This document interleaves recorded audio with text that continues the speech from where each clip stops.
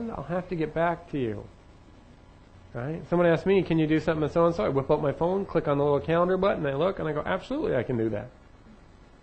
It's a portable, updatable, meaning easy to change. Today's world, that's one thing we learned. It's changing, right? Easy to read, color-coded. Easy to read, meaning if you can't read it, because you're using your own handwriting, and you can't read your own handwriting, doesn't do a lot of good, right? Color-coded so that you can organize and systematize stuff. Keep them, in the proper places. Reoccurrences, that one's not mandatory, but it sure is nice. How many of you do the same thing over and over every week at the same time?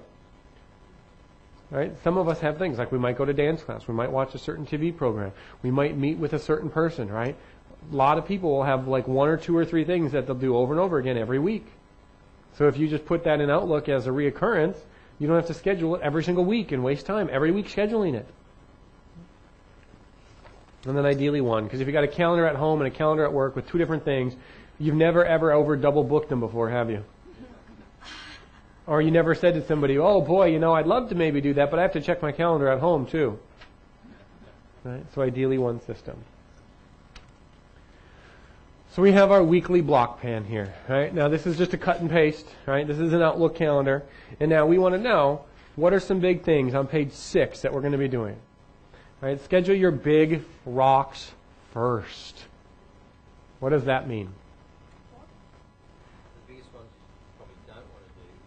Not necessarily you don't want to do. The biggest ones that are the 80-20 principle. You schedule your big rocks first. And the little story I love about this, a lot of people have heard it, is a professor, he comes into the room, sets up a jar, got a bunch of rocks in it, and it's completely full up to the top, and he asks, is this full? And a lot of people are like, yeah. Right? And then so he takes and he reaches out from underneath the desk, right? And he pours in some smaller pebbles, right? They all fill down. Is it full now, all the way up to the top? Some people are still like, yes. And he reaches down and he pulls out some sand and he pours in some sand. Oh, so now the sand goes everywhere, right? Jiggles it. It's completely full up to the top. Is it full now, right? And some people are like, yeah. And he's like, no. And he reaches down and he pulls out some water, right? Pours water into it. And so the moral of the story is you have to put your big rocks in first, because there will always be room for the little rocks. What are the important things to you? What is the 80-20 principle? You have to schedule those first, because if you don't, you'll never do them. When's the last time you had a family dinner? All right? Some people, that's months ago. It goes across the board. You know how you said across the board? I've never thought of it like that. Mm-hmm. And I do a lot of sorting. And sorting is you have to do big things first. If you're stacking or you're doing any sort of storage, you have to do big things first. You'll always have room for little ones. Mm-hmm. The little ones will always fit everywhere. So whatever's important to you in your life, you got to put that in. Not just job, but family, spiritual, relationships, anything that's important to you. Make sure you put those big rocks in first. If you ever seen the movie Click, I love it. We're not going to end up at the end of our life going, gee, I wish I would have worked more. Gee, I wish I would have spent less time with my family. And I wish I would have spent less time doing the things I loved. You're not going to do that. Right? Now, when do you schedule those most important items? I already gave you the answer earlier. When? When you're most productive, whenever that is, right? How many of you don't take lunch? Right? You have every intention of eating lunch, but what happens? You're just too busy. You don't get around to it. That's a big rock. Put it in. Right? Schedule your lunches, right? Now here's the big one. This is the one that so many people go, I don't want to. Leave 30 to 40% of your calendar blank. Leave 30 to 40% of your calendar blank. And for those of us who use Outlook, here's what we do. We get done at the end of the day. We didn't do everything on our calendar, so we just move everything from today that didn't get done to the next day. And then you do that every day. How does that make you feel? And then you really just feel like doing a lot of stuff, don't you? No, what happens is if every day you don't get the stuff done you wanted to do, and then you move it on to the next calendar day, and then you move it on to the next calendar day, it's just kind of like, oh, it's never ending. But imagine if at the end of every single day you got every single thing done that was on your calendar. What would happen? Right? So one of the things I will talk about a lot today is being truthful with yourself. Don't tell yourself little white lies and believe them, because that's what gets us into trouble. It's not so much that we can't do something, or we should, it's that we tell ourselves a little white lie and then we believe it. Now, when most of us schedule, we schedule day by day by day, and we put everything onto the calendar that we want to get done. And we tell ourselves a little white lie, boy, maybe I can get all this done today. And we never do. Because something always comes up, something always happens. So that 30 to 40% of your blank space, what it's doing is it's being truthful with yourself.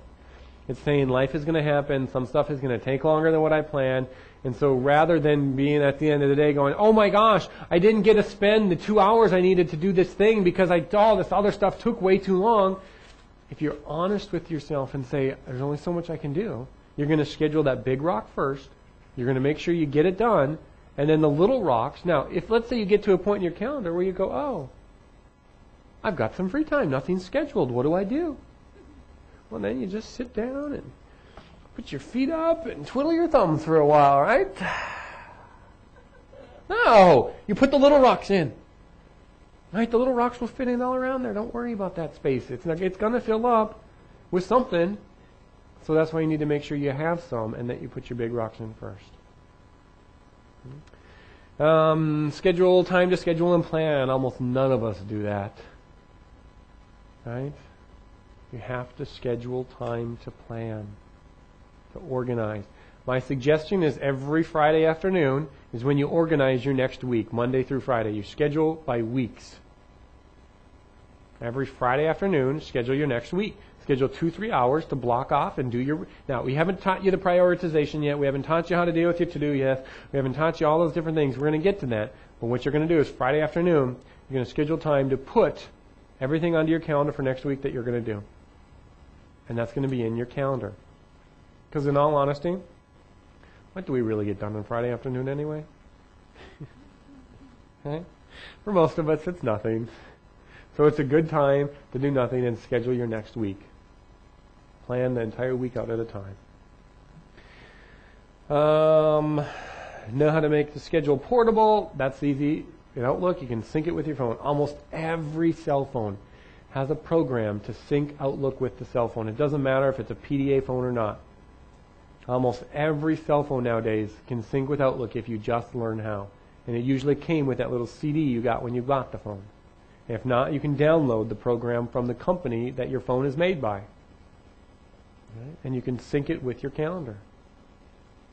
I know I've not ran into a phone when I challenge people that cannot sync with Outlook. Almost every phone will coordinate, will sync with Outlook. I mean, so that all the stuff from Outlook will end up on your phone, and all the stuff from your phone will end up on Outlook. So when you leave at the end of the day, what do? You sync it with your Outlook calendar, so now when you go home, if somebody asks you, hey, what are you doing tomorrow night? You can look and see. And then you can add something to your calendar, and you go back tomorrow in the morning, and you sync your phone, and what happens? The phone gets the appointments that you put on it into your Outlook calendar. Synchronize. You're going to synchronize you're going to make them the same. On your computer and on your phone.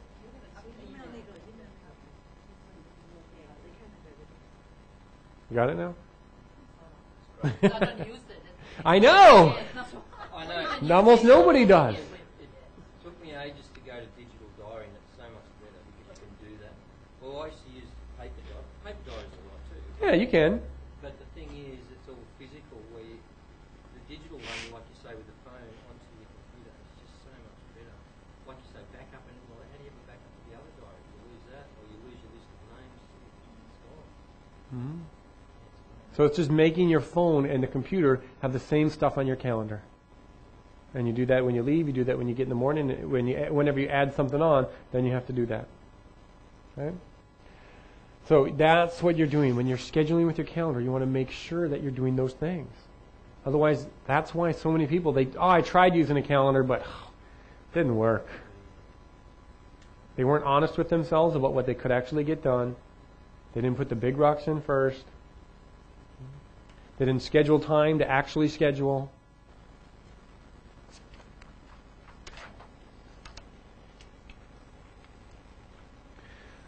Page number 7, using technology.